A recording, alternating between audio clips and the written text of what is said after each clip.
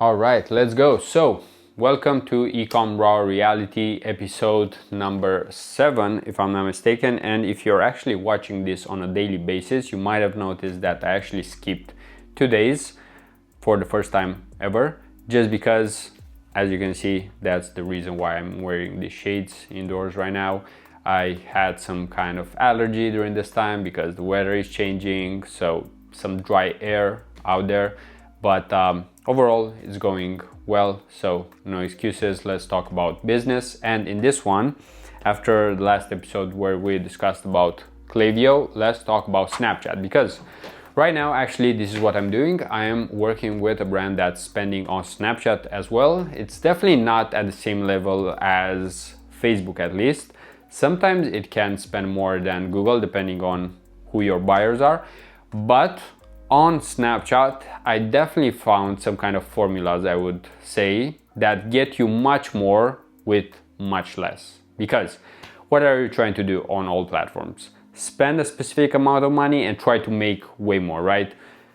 1.5 ROAS, 2 ROAS, 3, 4, 5, however much you would actually need, because every business is different. However, before actually going into the 3 main things that I want to share in this video to actually help you as much as possible from my knowledge with Snapchat ads, first of all, I do want to show you a screenshot, because recently I did start to work with a brand that also had Snapchat, and they were definitely not doing things right.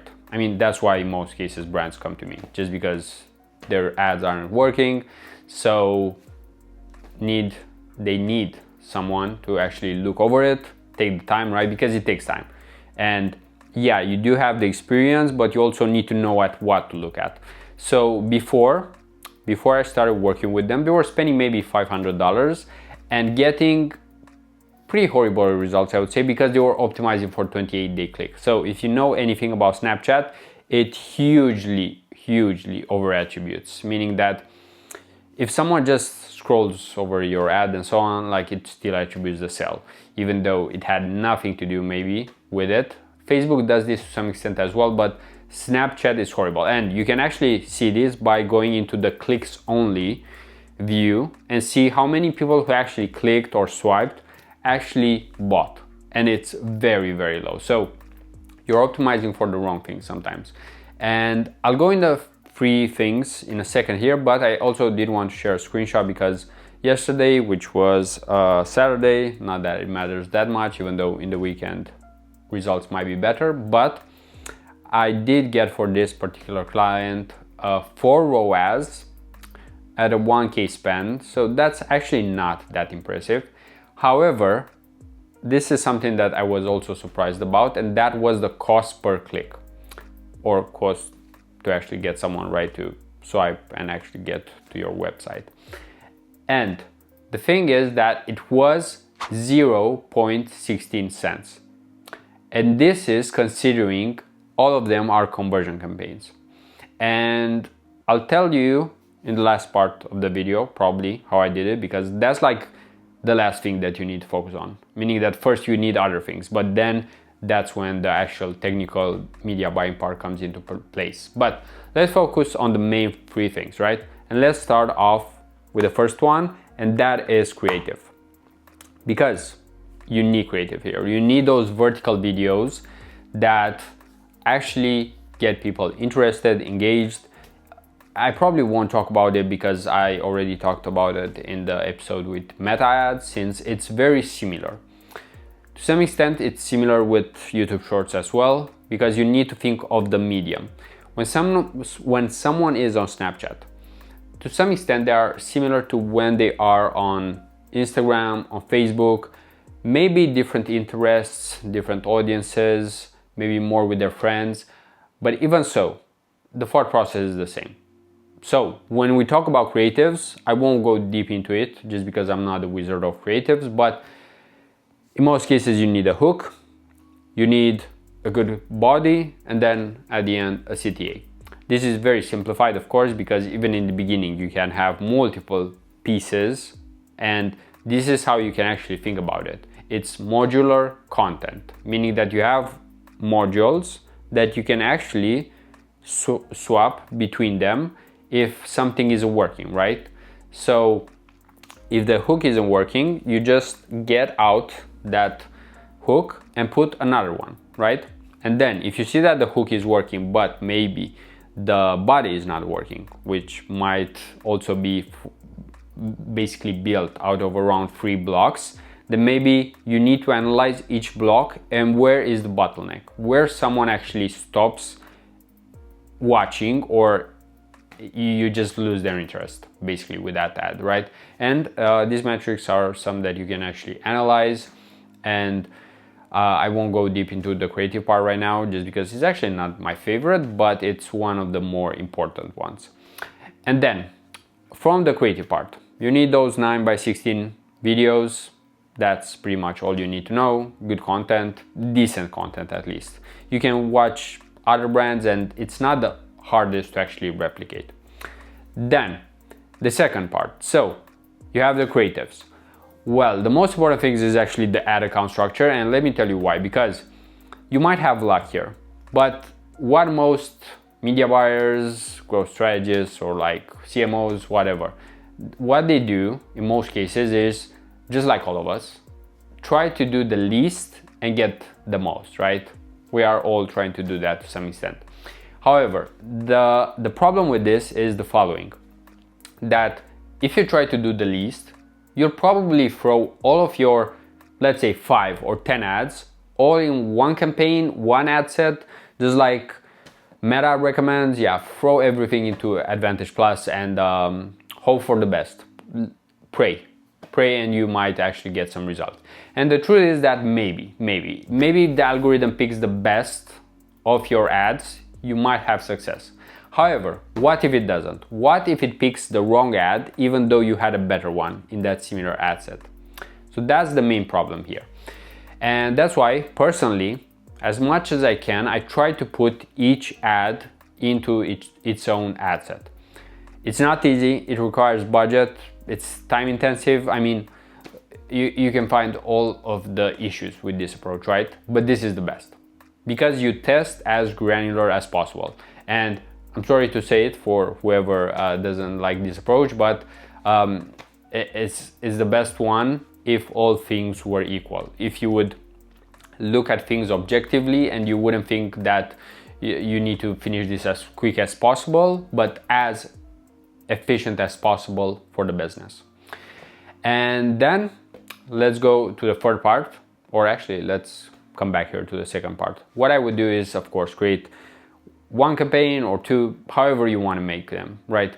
The main thing is you want to set the budget per ad because that's how you have control. And if you want to find out the most, if you want to have control, which in most cases almost anyone would say yes, especially if it's something that would benefit them, right? It might take more work, yes, but you have to ask yourself, do you want to win or do you want to put in less work? You have to pick one of them. And ideally you do put a budget, maybe $25, $50 at least into each ad, and then basically being able to see what the results for it will be after it starts spending. But with this, there's one more thing closely tied, and that's the specifics. And this is where most people actually don't even get to, right? Because it's like, let's make this ad, let's throw them in the ad account, right? But then you have a couple of settings in the ad account that really matter, and especially for Snapchat. And I've shown you that screenshot earlier, right? With how low the cost per click was, right? And you wouldn't get that by default with Snapchat. And this is the following structure that I would follow in most cases, at least right now. So when I'm filming this, basically end of March 2025, it works. So if you are so deep into this video, please pay close attention because this comes after testing a lot. And that is, if you create a campaign, an ad, right? The campaign needs to be for sales. Out of the question, you don't need anything else. However, when it comes to the ad set, where you put the ad, you need to have at least two things, I would say. So you can go broad. You don't need to go super specific into targeting. You might try if you know that it's men or women that buy your product, so you can do that. However, there's something much more important here, and that is the bidding. And by that I mean that first of all, you should select the window for 7-day click, 0-day view. And why is that important? Basically because Snapchat will actually optimize for the people who click, swipe, take action, not for the ones who just view, right? So from the beginning, you exclude all of those window shoppers, let's say, right? And second, I would almost always put a target cost, because when you actually put a target cost, Snapchat will give you their best audience, or at least their cheapest audience that would be likely to convert, right? And it's also a volume game, right? Like, of course, you want people who spend money, but for example, let's think of it like this. If two brands would need to have me as a customer, right? There's not a huge difference if I would pay maybe, or if they would pay maybe $16 a click or $1 a click. If I would spend, I mean, actually, let me step back. There is a huge difference if a brand would spend 60 cents on me or $1 on me, considering that I would buy from that brand just once and I would spend just $50, right? Because think of it like this. If you spend 16 cents for every person like me that would buy just for $50, you would make a hell of a lot of money. If you spend $1 for a click from someone like me all the time that would buy just once, in most cases, you won't really make too much profit, because you will get that first time buyer, but then that person won't buy again, right? So it is also about balancing volume and quality here, but that's why you actually have multiple campaigns. So you don't have to pick just one or the other. But for a start, if you want to get the most amount of traffic for from Snapchat, and the benefit is that the pixel will get better if you get more volume in the beginning. You will also be profitable, because if you pay around 16 cents a click, although I'm not making any kind of promises here for anyone who would want to try Snapchat, you won't probably get that amount, like 16 cents a click in most cases, just because you probably don't have the same pricing, you don't have maybe the same brand recognition as this brand, maybe you don't have the same creative, so there are multiple things that you need to take into account. However, with all of that being said, I still think that Snapchat is a good opportunity if you know how to structure it, test it, and basically these are all the 3 things that you need if we were to recap, and that is creatives, solid creatives. You don't need always the best in the world, but solid creatives. Then you need to make sure that you have them well structured in the account, meaning that if you have multiple creatives, ideally you do give each one a chance, right? Because otherwise, like, why did you even put the effort, or why did you pay an influencer for that video, or why did you make a video editor actually edit all of that, maybe 1 hour of their time, if you are not even going to spend money on it. And third, make sure that you have those bidding optimizations in the account, because it can make a huge difference. That's the difference between someone paying 16 cents a click versus actually they were paying around $2 or $3 before taking on this account. So it's a 10x, right?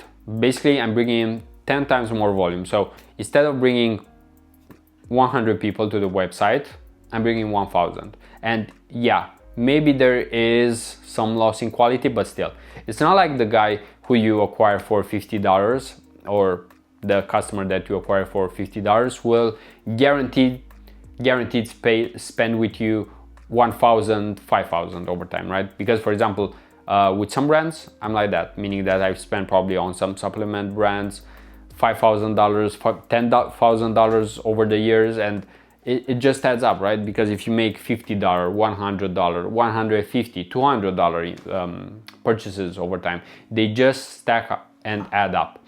So that is everything for today's video. I'm just looking how long it went. I'm not sure. Probably went slightly over here, but I did want to go over some specifics since I'm in the trenches right now, actually helping some brands with this. And if you find some value, as always, you can leave a like, and also subscribe if you want to see more e-com content about paid ads and just growing e-com brands in general. So with all of that being said, that's it for today. And if you haven't watched some of the previous videos, you can do so. And until next time, peace out.